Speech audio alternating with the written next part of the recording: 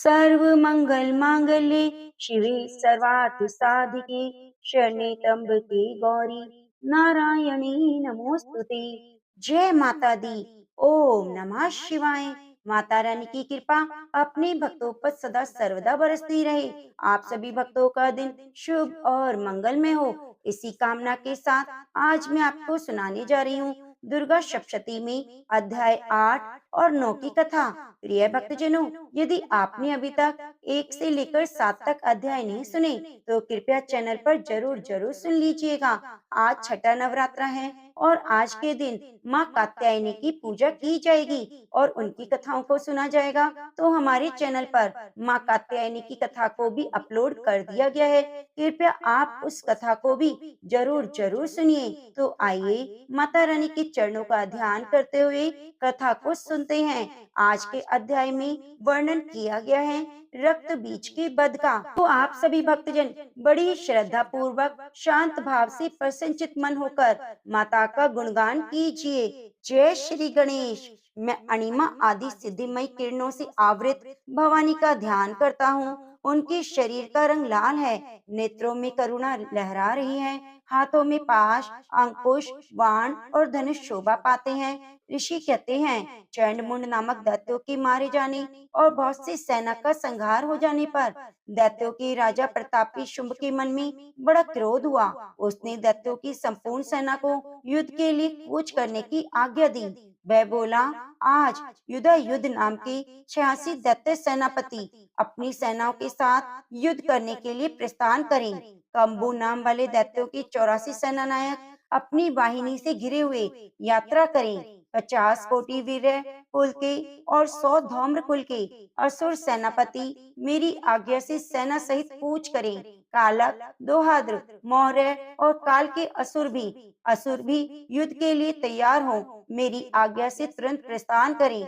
भयानक शासन करने वाला असुर राज शुंभ भी इस प्रकार आज्ञा दे सहस्त्रों बड़ी बड़ी सेनाओं के साथ युद्ध के लिए प्रस्थित हुआ। उसकी अत्यंत भयानक सेना देखकर चंडिका ने अपने धनुष की टंकार से पृथ्वी और आकाश के बीच का भाग गुंजा दिया। राजन, उसके बाद देवी के सिंह ने भी बड़ी जोर जोर से दहाड़ना आरंभ किया।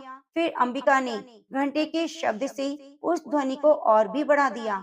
धनुष की टंकार, सिंह की दहाड़ और घंटे की ध्वनि से संपूर्ण दिशाएं गूंज उठी। उस भयंकर शब्द से काली ने अपने विकराल मुख को और बढ़ा लिया। वह इस प्रकार विजयी हुई। उस तुमुल नाद को सुनकर दैत्यों की सेना ने चारों ओर से आकर चंडिका देवी, सिंह और काली देवी को क्रोध पूर्वक घेर लिया। राजन, इसी बीच में असुरों के विनाश और देवताओं की अभ्युदय के लिए ब्रह्मा, शिव, कार्तिकेय, विष्णु और इंद्र आदि देवों की शक्तियां, जो अत्यंत पराक्रम और बल से संपन्न थी, उनके शरीरों से निकलकर उन्हीं के रूप में चंडिका देवी के पास गई। जिस देवता का जैसा रूप, जैसी वेशभूषा, जैसा वाहन है, ठीक वैसे ही साधनों से संपन्न हो, उनकी शक्ति असुरों से युद्ध करने आई। सबसे पहले हंस युक्त विमान पर बैठी हुई अक्षय सूत्र और कमंडलों से सुशोभित ब्रह्मा जी की शक्ति उपस्थित हुई, जिसे ब्राह्मणी कहते हैं। महादेव जी की शक्ति वृषभ पर आरूढ़ हो, हाथों में श्रेष्ठ त्रिशूल धारण की, महानाग की कंकन पहने, मस्तक में चंद्र रेखा से विभूषित हो वहां आ पहुंची। कार्तिकेय की शक्ति रूपा जगदम्बिका उन्हीं का रूप धारण किए श्रेष्ठ मयूर पर आरूढ़ हो, हाथ में शक्ति लिए दैत्यों से युद्ध करने आई। इसी प्रकार भगवान विष्णु की शक्ति गरुड़ पर विराजमान हो, शंख, चक्र, गदा, शांग, धनुष और खड़ग लिए हाथ में वहां आई। अनुपम यज्ञ बारह का रूप धारण करने वाले श्री हरि की जो शक्ति है, वह भी बराह शरीर धारण करके वहां उपस्थित हुई। नरसिंह शक्ति भी नरसिंह के समान शरीर धारण करके वहां आई। उसकी गर्दन के बालों के झटके से आकाश के तारे बिखरे पड़े थे। इसी प्रकार इंद्र की शक्ति वज्र हाथ में लिए गजराज ऐरावत पर बैठकर आई। उसके भी सहस्त्र नेत्र थे। इंद्र के जैसा रूप था वैसा ही उसका भी था। उसके बाद उन देव शक्तियों से घिरे हुए महादेव जी ने चंडिका से कहा, मेरी प्रसन्नता के लिए तुम शीघ्र ही असुरों का संहार करो तब देवी के शरीर से अत्यंत भयानक उग्र चंडिका शक्ति प्रकट हुई, जो सैकड़ों गिद्धड़ियों की भांति आवाज करने लगी। उस अपराजिता देवी ने धूमिल जटा वाले महादेव जी से कहा, भगवान, आप शुंभ निशुंभ के पास दूत बनकर जाइए और उन अत्यंत गर्वीले दानव शुंभ और निशुंभ दोनों से कहिए, साथ ही उसके अतिरिक्त जो दानव युद्ध के लिए वहां उपस्थित हों, उनको भी ये संदेश दीजिए, दैत्यों, यदि तुम जीवित रहना चाहते हो तो पाताल को लौट जाओ, इंद्र को त्रिलोकी का राज्य मिल जाए और देवता भी अपना यज्ञ भाग का उपभोग करें। यदि बल के घमंड में आकर तुम युद्ध की अभिलाषा रखते हो तो आओ, मेरी योगिनियां तुम्हारे कच्चे मांस से तृप्त हो। चूंकि उस देवी ने भगवान शिव को दूत के कार्य में नियुक्त किया था, इसलिए वह शिव दूती के नाम से संसार में व्याख्यात हुई। वे महादैत्य भी भगवान शिव के मुंह से देवी के वचन सुनकर क्रोध में भर गए। जहाँ कात्यायनी विराजमान थी, उस और बड़े।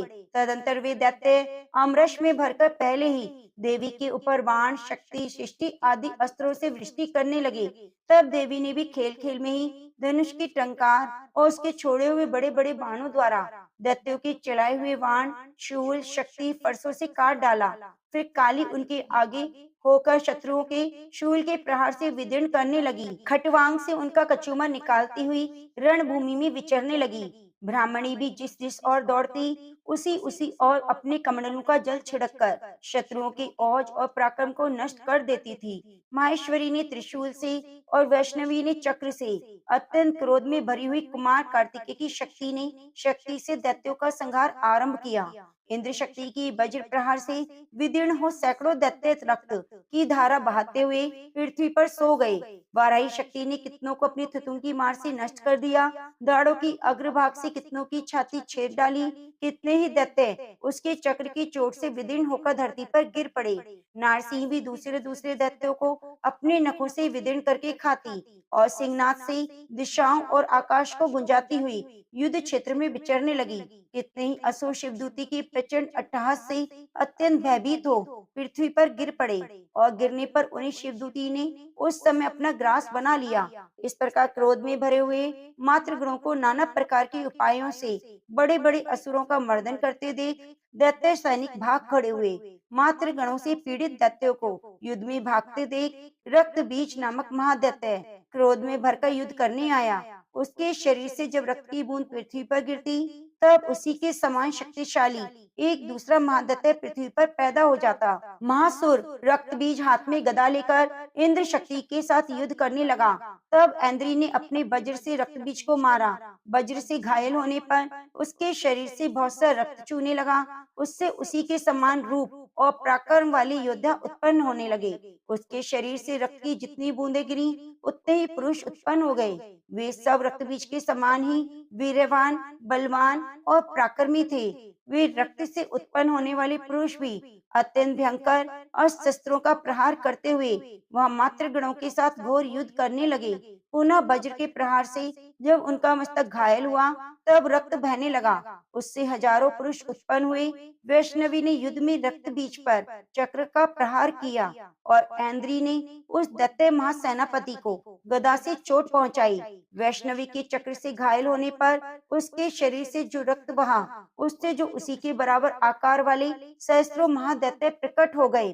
उनके द्वारा संपूर्ण जगत व्याप्त हो गया। कौमारी ने शक्ति से, वाराही ने खड़ग से और माहेश्वरी ने त्रिशूल से महादैत्य रक्त बीज को घायल किया। क्रोध में भरे हुए उस महादैत्य रक्त बीज ने गदा से सभी मातृ शक्तियों पर प्रहार आरंभ कर दिया। शक्ति और शूल आदि से अनेक बार घायल होने पर जो उसके शरीर से रक्त की धारा पृथ्वी पर गिरी, से भी निश्चय ही सैकड़ों असुर उत्पन्न हुए। इस प्रकार उस महादैत्य की रक्त से प्रकट हुए असुरों द्वारा संपूर्ण जगत व्याप्त हो गया। इससे उन देवताओं को बड़ा भय हुआ। देवताओं को उदास देख चंडिका ने काली से शीघ्रता पूर्वक कहा, चामुंडे, तुम अपना मुख और फैलाओ तथा मेरी शस्त्रपात से गिरने वाले रक्त बिंदुओं और उससे उत्पन्न होने वाले महादैत्यों को तुम अपने इस उतावले मुख में खा जाओ। इस प्रकार रक्त से उत्पन्न होने वाले महादैत्यों का भक्षण करती हुई तुम रन में विचरण करती रहो। ऐसा करने से उस दैत्य का सारा रक्त क्षीण हो जाने पर वह स्वयं भी नष्ट हो जाएगा। उन भयंकर दैत्यों को जब तुम खा जाओगी, तब दूसरे नए नए दैत्य उत्पन्न नहीं हो सकेंगे। काली से यूं कहकर चंडिका देवी ने शूल से रक्त बीज को मारा और काली ने अपने मुख में उसका रक्त ले लिया। तब उसने वहां चंडिका पर गदा से प्रहार किया, किंतु उस गदापात ने देवी को तनिक भी वेदना नहीं पहुंचाई। रक्त बीज के घायल शरीर से बहुत सा रक्त गिरा, किंतु जो ही वह गिरा तो ही चामुंडा ने उसे अपने मुख में ले लिया। रक्त गिरने से काली के मुख में जो महादैत्य उत्पन्न हुए, उन्हें भी वह चट कर गई। उसने रक्त बीज का रक्त पी लिया। उसके बाद देवी ने रक्त बीज को, जिसका रक्त चामुंडा ने पी लिया था, वज्र, बाण, खड़ग और सृष्टि आदि से मार डाला। राजन, इस प्रकार शस्त्रों के समुदाय से आहत और रक्तहीन हुआ महादैत्य रक्तबीज पृथ्वी पर गिर पड़ा। नरेश्वर, इससे देवताओं को अनुपम हर्ष की प्राप्ति हुई और मातृगण उन असुरों के रक्तपान के मद से उद्दीसा होकर नृत्य करने लगा। तो प्रेम से बोलिए जय माता दी। प्रिय भक्तजनों, अब आइए सुनते हैं दुर्गा सप्तशती में 9वां अध्याय, जिसमें वर्णन किया गया है निशुंभ के वध का। तो माता रानी के चरणों का ध्यान कीजिए। मैं अर्धनारीश्वर के श्री विग्रह की निरंतर शरण लेता हूँ। उनका वर्ण बंदूक पुष्प और सुवर्ण के समान रक्त पीत मिश्रित है। वे अपनी भुजाओं में सुंदर अक्षमाला, पाश, अंकुश और वरद मुद्रा धारण करते हैं। अर्धचंद्र उनका आभूषण है। वे 3 नेत्रों से सुशोभित है। राजन ने कहा, भगवान, आपने रक्त बीज के वध से संपन्न रखने वाला देवी चरित्र का अद्भुत महात्म्य मुझे बतलाया। अब रक्त बीज के मारे जाने पर अत्यंत क्रोध में भरे हुए शुंभ और निशुंभ ने जो कर्म किया, उसे मैं सुनना चाहता हूँ। ऋषि कहते हैं, राजन, युद्ध में रक्त बीज और अन्य दैत्यों के मारे जाने पर शुंभ और निशुंभ के क्रोध की सीमा न रही। अपनी विशाल सेना इस प्रकार मारी जाती देख निशुंभ अमरश में भरकर देवी की ओर दौड़ा। उसके साथ असुरों की प्रधान सेना थी। उसके आगे पीछे और पार्श्व भाग में बड़े बड़े असुर थे, जो देवी क्रोध से ओट चबाते हुए देवी को मार डालने के लिए आगे आए।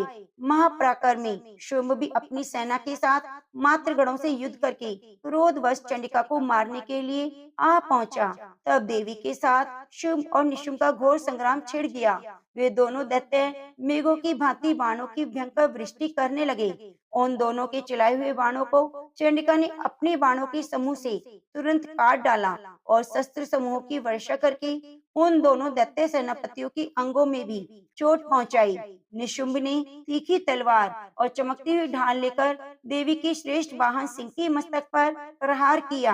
अपने वाहन को चोट पहुंचने पर देवी ने शूर्प नामक बाण से निशुंभ की श्रेष्ठ तलवार तुरंत ही काट डाली और उसकी ढाल को भी, जिसमें 8 चांद जड़े थे, खंड खंड कर दिया। ढाल और तलवार के कट जाने पर उस असुर ने शक्ति चलाई, किंतु सामने आने पर देवी ने चक्र से उसके भी 2 टुकड़े कर दिए। अब तो निशुंभ क्रोध से जल उठा और उस दानव ने देवी को मारने के लिए शूल उठाया, किंतु देवी ने समीप आने पर भी मुक्के मारकर चूर्ण कर दिया। तब उसने गदा घुमाकर चंडी के ऊपर चलाई, परंतु वह भी देवी के त्रिशूल से कटकर भस्म हो गई। उसके बाद दैत्यराज निशुंभ को फरसा हाथ में लेकर आते देख देवी ने बाण समूह से घायल कर पृथ्वी पर सुला दिया। उस भयंकर पराक्रमी भाई निशुंभ के धराशायी हो जाने पर शुंभ को बड़ा क्रोध हुआ। अंबिका का वध करने के लिए वह आगे बढ़ा। रथ पर बैठे बैठे ही उत्तम आयुधों से सुशोभित अपनी बड़ी बड़ी 8 अनुपम भुजाओं से समूचे आकाश को ढककर वह अद्भुत शोभा पाने लगा। उसे आते देख देवी ने शंख बजाया और धनुष की प्रत्यंचा भी अत्यंत दुस्सह शब्द किया। साथ ही अपने घंटों के शब्द से जो समस्त दैत्य सैनिकों का तेज नष्ट करने वाला था, संपूर्ण दिशाओं को व्याप्त कर दिया।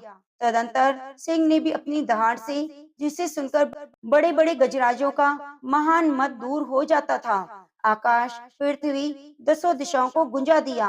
फिर काली ने आकाश में उछलकर अपने दोनों हाथों से पृथ्वी पर आघात किया। उससे ऐसा भयंकर शब्द हुआ, जिससे पहले के सभी शब्द शांत हो गए।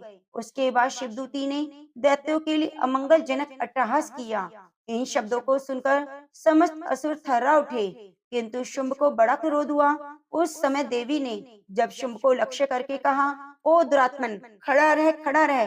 तभी आकाश में खड़े हुए देवता बोल उठे, जय हो, जय हो। शुंभ ने वहां आकर ज्वालाओं से युक्त अत्यंत भयानक शक्ति चलाई। अग्नि में पर्वत के समान आती हुई उस शक्ति को देवी ने बड़े भारी लूके से दूर हटा दिया। उस समय शुंभ के सिंहनाद से तीनों लोग गूंज उठे। राजन, उसकी प्रतिध्वनि से वज्रपात के समान महान भयानक शब्द हुआ, जिससे अन्य सब शब्दों को जीत लिया। शुंभ के चलाए हुए बाणों के देवी ने और देवी के चलाए हुए बाणों के शुंभ ने अपने भयंकर बाणों द्वारा सैकड़ों और हजारों टुकड़े कर दिए। तब क्रोध में भरी हुई चंडिका ने शुंभ को शूल से मारा। उसके आघात से मूर्छित हो वह पृथ्वी पर गिर पड़ा। इतने में ही निशुंभ की चेतना हुई और उसने धनुष हाथ में लेकर बाणों द्वारा देवी काली और सिंह को घायल कर डाला। फिर उस दैत्यराज ने 10,000 बाहें बनाकर चक्रों के प्रहार से चंडिका को आच्छादित कर दिया। तब दुर्गम पीड़ा का नाश करने वाली भगवती दुर्गा ने कुपित होकर अपने बाणों से उन चक्रों और बाणों को काट गिराया। यह देख निशुंभ दैत्य सेना के साथ चंडिका का वध करने के लिए हाथ में गदा ले बड़े वेग से दौड़ा। उसके आते ही चंडी ने तीखी धार वाली तलवार से उसकी गदा को शीघ्र ही काट डाला। तब उसने शूल हाथ में ले लिया। देवताओं को पीड़ा देने वाले निशुंभ को शूल हाथ में आता देख चंडिका ने बड़े वेग से चलाए हुए अपने शूल से उसकी छाती छेद डाली। शूल से विदीर्ण हो जाने पर उसकी छाती से एक दूसरा महाबली और महापराक्रमी पुरुष खड़ी रह कहता हुआ निकला। उस निकलते हुए पुरुष की बात सुनकर देवी ठठाकर हंस पड़ी और खड़क से उन्होंने मस्तक काट डाला। फिर तो वह पृथ्वी पर गिर पड़ा। तदंतर सिंह अपनी दाढ़ों से असुरों की गर्दन कुचलकर खाने लगा। ये बड़ा भयंकर दृश्य था। उधर काली और शिवदूती ने अनन्य दैत्यों का भक्षण आरंभ किया। कुमारी की शक्ति से विदीर्ण होकर कितने ही महादैत्य नष्ट हो गए। ब्राह्मणी के मंत्रपूत जल से निस्तेज होकर कितने ही भाग खड़े हुए। कितने ही दैत्य महेश्वरी के त्रिशूल से छीन-बीन हो धराशायी हो गए। वराही के तुतुन के आघात से कितनों का पृथ्वी पर कचूमर निकल गया। वैष्णवी ने भी अपने चक्र से दानवों के टुकड़े टुकड़े कर डाले। ऐन्द्री के हाथ से छूटने पर वज्र के भी कितने ही प्राणों से हाथ धोना पड़ा। कुछ असुर नष्ट हो गए, कुछ मायूस से भाग गए और कितने ही काली, शिवदूती और सिंह के ग्रास बन गए। तो प्रेम से बोलिए माँ शेरा वाली की जय। प्रिय भक्तजनों, आगे के अध्यायों को सुनने के लिए आप चैनल को सब्सक्राइब कर लीजिए और बगल में बनी घंटी को दबा दीजिए। अगर आपको कथाएं पसंद आई हैं, तो कृपया चैनल को लाइक करके कमेंट बॉक्स में जय माता दी जरूर लिखिए। हर हर महादेव। जय माँ भवानी। शिव जी बोले, देवी सुनो, मैं उत्तम कुंजिका स्तोत्र का उपदेश करूंगा, जिस मंत्र के प्रभाव से देवी का जप सफल होता है। कवच, अर्गला, कीलक, रहस्य, सूक्त, ध्यान, न्यास, यहाँ तक की भी अर्चन आवश्यक नहीं है। केवल कुंजिका के पाठ से दुर्गा पाठ का फल प्राप्त हो जाता है। अत्यंत गुप्त और देवों के लिए भी दुर्लभ है। हे पार्वती, इसे स्वयोनियों की भांति प्रयत्न पूर्वक गुप्त रखना चाहिए। यह उत्तम कुंजिका स्तोत्र केवल पाठ के द्वारा मारण, मोहन, वशीकरण, स्तवन, उच्चाटन आदि उद्देश्यों को सिद्ध करता है। मंत्र: ओम ऐं ह्रीं क्लीं चामुंडाय विच्चै। ओम ग्लोम हूं क्लीं जूं सः। ज्वलय ज्वलय ज्वल ज्वल प्रज्वल प्रज्वल। ऐं ह्रीं क्लीं चामुंडाय विच्चै। ज्वल हम शम लम शम फट स्वाहा। मंत्र में आए बीजों का अर्थ जानना संभव नहीं, आवश्यक भी नहीं और न वांछनीय है। केवल जप ही पर्याप्त है। हे रुद्र स्वरूपनी, तुम्हें नमस्कार है। हे मधु दैत्य को मारने वाली, तुम्हें नमस्कार है। कैटव विनाशिनी, नमस्कार है। महिषासुर को मारने वाली देवी, तुम्हें नमस्कार है। शुंभ का हनन करने वाली, निशुंभ को मारने वाली, तुम्हें नमस्कार है। हे महादेवी, मेरे जप को जागृत और सिद्ध करो। एंकार के रूप में सृष्टि स्वरूपनी, ह्रीम के रूप में सृष्टि पालन करने वाली, क्लीम के रूप में काम रूपणी, बीज रूपनी देवी, तुम्हें नमस्कार है। चामुंडा के रूप में चंड विनाशिनी और यकार के रूप में तुम वर देने वाली हो। विच्चय रूप में तुम नित्य ही अभय देती हो। तुम इस मंत्र को स्वरूप हो। धाम धीम धूम के रूप में धूर जटी, शिव की तुम पत्नी हो। बाम भीम बूम के रूप में तुम वाणी की अधीश्वरी हो। क्राम क्रीम क्रूम के रूप में कालिका देवी, शाम शीम शूम के रूप में मेरा कल्याण करो। हुम हुम हुंकार स्वरूपनी, जम जम जम नादिनी, भ्राम भ्रीम भ्रूम के रूप में कल्याणकारिणी भैरवी भवानी, तुम्हें बार बार प्रणाम है। अम कम चम टम तम पम यम शम बीम धूम एम भीम हम शम दिजाग्रम इन सबको तोड़ो और दीप्त करो। करो स्वाहा। पाम पीम पोम के रूप में तुम पार्वती पूर्णा हो। खाम खीम खूम के रूप में तुम खेचरी अथवा खेचरी मुद्रा हो। शाम शीम शूम स्वरूपणी सप्तशती देवी के मंत्र को मेरे लिए सिद्ध करो। ये कुंजिका स्त्रोत मंत्र को जगाने के लिए है। इसे भक्तिहीन पुरुष को नहीं देना चाहिए। हे पार्वती, इसे गुप्त रखो। हे देवी, जो बिना कुंजिका की सप्तशती का पाठ करता है उसे उसी प्रकार सिद्धि नहीं मिलती जिस प्रकार वन में रोना निरर्थक है। इस प्रकार श्री रुद्रमाला के गौरी तंत्र में शिव पार्वती संवाद में सिद्धि कुंजिका स्तोत्र संपूर्ण हुआ। जय माता दी। भक्तजनों, माता रानी की कथा को सुनने के बाद क्षमा प्रार्थना हमें जरूर करनी चाहिए। तो आप सभी हाथ जोड़कर ध्यान लगाकर माता रानी से क्षमा प्रार्थना कीजिए। हे परमेश्वरी, मेरे द्वारा दिन रात सहस्त्रों अपराध होते रहते हैं। ये मेरा दास है, यूं समझकर मेरे उन अपराधों को तुम कृपा पूर्वक क्षमा करो। परमेश्वरी, मैं आवाहन नहीं जानती, विसर्जन करना भी नहीं जानती और पूजा करने का ढंग भी नहीं जानती। क्षमा करो देवी सुरेश्वरी। मैंने जो मंत्रहीन, क्रियाहीन, भक्तिहीन पूजन किया है वह सब आपकी कृपा से पूर्ण हो। सैकड़ों अपराध करके भी जो तुम्हारी शरण में जा जगदम्बा कहकर पुकारता है उसे वह गति प्राप्त होती है जो ब्रह्म आदि देवताओं के लिए भी सुलभ नहीं। जगदम्बिके, मैं अपराधी हूँ किंतु तुम्हारी शरण में आई हूँ। इस समय दया का पात्र हूँ। तुम जैसा चाहो वैसा करो। हे देवी परमेश्वरी, अज्ञान से, भूल से और बुद्धि भ्रांत होने के कारण मैंने जो न्यूनता और अधिकता कर दी हो वह सब क्षमा करो। प्रसन्न हो देवी सच्चिदानंद स्वरूपा परमेश्वरी, जगन माता कामेश्वरी, तुम प्रेम पूर्वक मेरी यह पूजा स्वीकार करो। मुझ पर प्रसन्न रहो। देवी सुरेश्वरी, तुम गोपनीय से भी गोपनीय वस्तु की रक्षा करने वाली हो। मेरे निवेदन किए हुए इस जप को ग्रहण करो। तुम्हारी कृपा से मुझे सिद्धि प्राप्त हो। शतिनाम प्रवक्ष्यामि शरणेव कमलानेन यस्य प्रसाद मात्रेण दुर्गा प्रीता भवे सती। ओम सती साध्वी भवप्रीता भवानी भवमोचनी आर्या दुर्गा ज्या चाद्या त्रिनेत्रा शूलधारिणी पिनाक धारिणी चित्रा चंद घटा महातपा मनोबुद्र अहंकारा चित्रूपा चिताचिति सर्व मंत्रमयी सत्या सत्यानंद स्वरूपिणी अनंता भाविनी भाव्या भव्य भव्या सदा गति सांभावी देव माता चिंता रतन प्रिया सदा सर्व विद्या दक्ष कन्या दक्ष यज्ञ विनाशिनी आपर्णा नीक वर्णा च पाटला पाटलावती पटाम्बर परिधाना कमल मर्जिनी अमे विक्रमा क्रूरा सुंदरी सूर सुंदरी वन दुर्गा च मतंग मति पूजिता ब्रह्महि महेश्वरी चैन्द्री कौमारी वैष्णवी तथा चामुंडा चैव बाराही लक्ष्मी स्पृशकृति विमलोत्कर्षणी ज्ञाना कीर्या नित्य च बुद्धिधा बहुला बहुल प्रेमा सब वाहन वाहना निशुम शुंभ हनिनी महिषासुर मर्दिनी मधुकैटव हंत्री च चंडमुंड विनाशिनी सर्वसुर विनाशा च सर्वदानव घातिनी सर्व शास्त्र में सत्य सर्वास्त्र धारिणी तथा अनेक शस्त्र हस्ता च अनेकास्त्र धारिणी कुमारी चैक कन्या च किशोरी युक्ति यति अप्रोड़ा चैप्रोड़ा च वृद्ध माता बलप्रदा महोदरी मुक्तेशी घोर रूपा महाबला अग्निज्वाला रौद्रमुखी काल रात्रि पार्श्वनी नारायणी भद्रकाली विष्णु माया जलोदरी शिव दूती कराली तय अनंता परमेश्वरी कात्यायनी च सावित्री प्रत्यक्ष ब्रह्मवादिनी यह इदम परपेटि नित्यम दुर्गा नाम शताष्टकम न साध्यम विद्यते देवी त्रिषु लोकेषु पार्वती धनम धान्यम सुतम जायम हयम हस्तिनमेव च चतुर्वंग तथा चांते लभेन मुक्ति च शाश्वतम कुमारीं पूज्यत्वा तु ध्यात्वा देवी सुरेश्वरीं पूज्यत पर्या भक्त्या पठे नाम शताष्टकम तस्य सिद्धिर्भवे देवी सर्वे सुरवरेरपि